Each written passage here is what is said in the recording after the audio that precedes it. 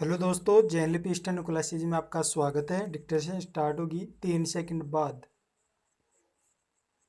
Start. कुछ बातें जीवन के क्रम में होती है और पुरानी हो जाने पर स्मृतियों के दायरे में कायम रहती है। विराम।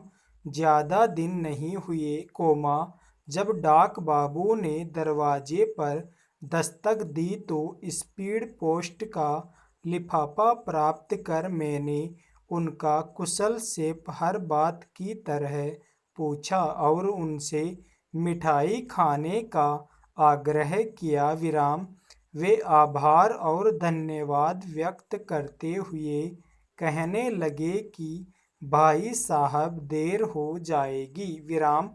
अभी कई घरों में राखी का डाक पहुंचाना है। विराम। कई भाई लोग प्रतीक्षार्थ होंगे। विराम।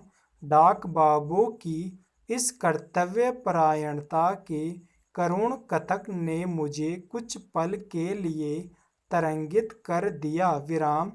याद है कि पिताजी कलकत्ते से जब पत्र, मनी ऑर्डर या बीमा राशि घर खर्च के लिए हर माह रुपये भेजते थे तो उसकी प्रतीक्षा कई दिनों पहले से बनी रहती थी। विराम।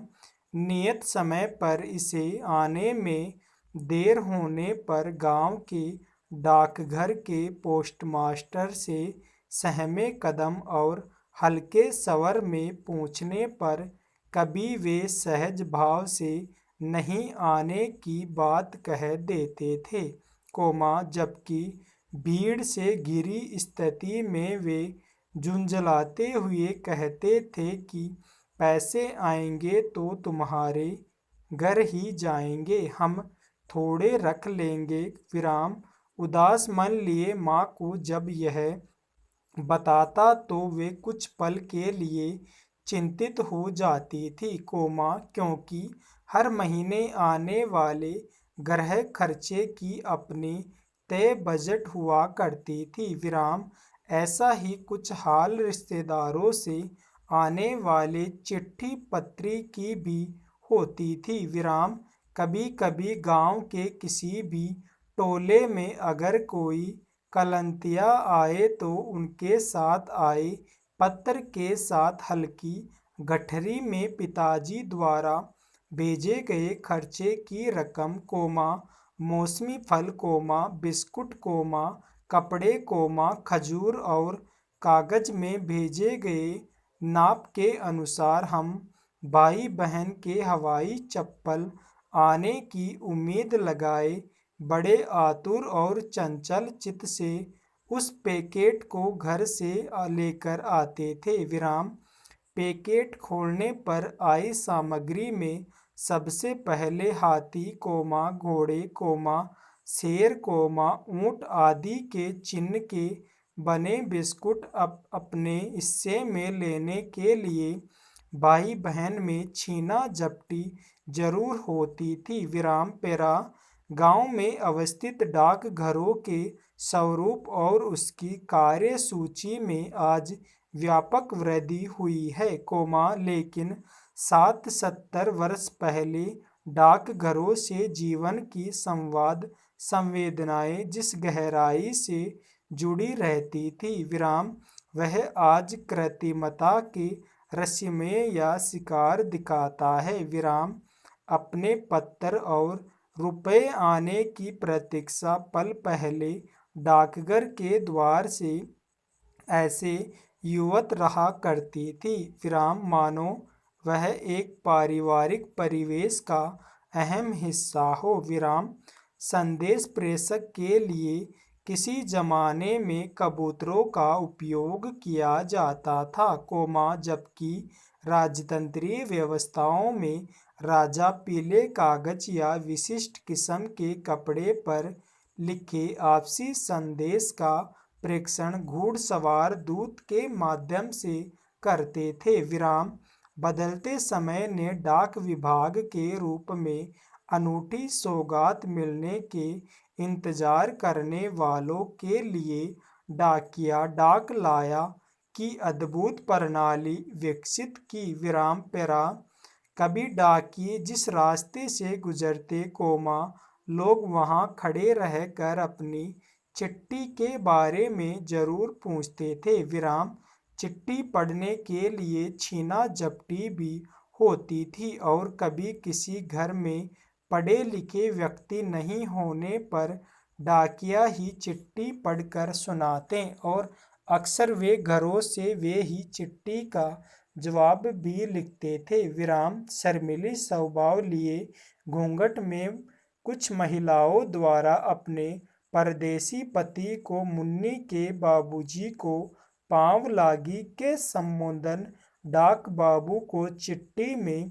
लिखने के आग्रह को पारिवारिक परिवेश में स्नेहिल रूप से बांधे रखता था। विराम यह भाव डाकिये के साथ एक आत्मिक भाव भी दर्शाता था। विराम चिट्ठियों के दौर में अपनों से बहुत कम बात हुआ करती थी। विराम जवाबी पोस्ट कार्ड की भी अपनी भावात्मक दुनिया हुआ करती थी, जो पत्र प्रेषक की प्रतीक्षा के लिए आतुरता सिद्ध करती थी कि पत्र प्राप्तकर्ता को पोस्ट कार्ड क्रय में विलंब और पैसे व्यय का सामना न करना पड़े। विराम गांव घर में सेवानिवृत्त डाक बाबू पत्र पढ़ने और लेखन के अधिकृत व्यक्ति के रूप में जाने जाते थे। विराम वे घर के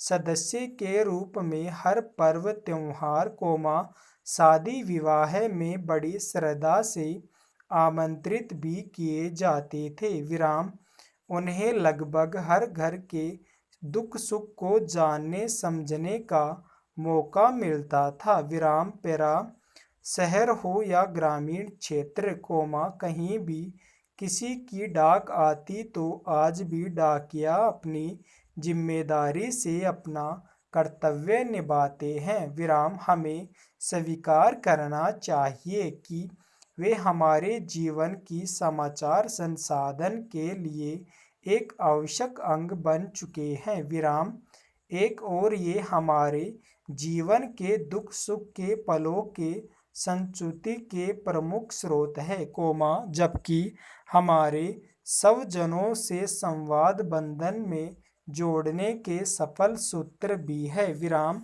डाकिया की दिनचर्या हमें समय पर काम करने का पाठ भी पढ़ाती है, जबकि कर्तव्य निर्वहन का पुनीत संदेश भी प्रदान करती है। विराम जरूरत इस बात की है कि भारतीय सामाजिक जीवन की इस आधारभूत कड़ी को हम अपनी सांवेगिक तरंगों से बांधे रखें, क्योंकि इनके हाथ बाटे पत्र अंशों में सीमा पर डटे हमारे फौजी भाइयों को चिट्ठी आती है जो पूछी जाती है कि घर कब आओगे, लिखो कब आओगे का स्नेहिक संदेश प्रवाहित करता है। विराम पेरा वर्तमान दौर के इलेक्ट्रॉनिक युग में अंग्रेजी शब्दों को हिंदी में से निकालना बड़ा ही दुष्कर कार्य है। विराम दूसरी ओर हिंदी व्याकरण और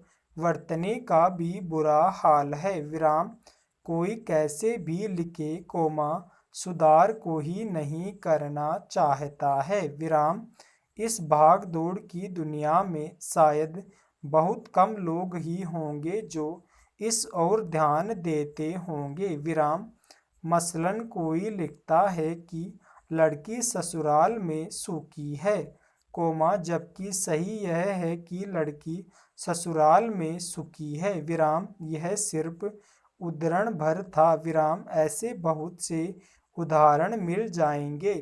विराम विद्यार्थियों को अपनी सृजनात्मक, मौलिक चिंतन को विषय के रूप में हिंदी व्याकरण और वर्तनी में सुधार की ओर ध्यान देना चाहिए, ताकि निर्मित शब्दों का हिंदी में परिभाषित शब्द सही तरीके से व्यक्त हो सके। विराम हिंदी भाषा त्रुटि रहित होकर अपनी गरिमा बनाए रख सके। स्टॉप।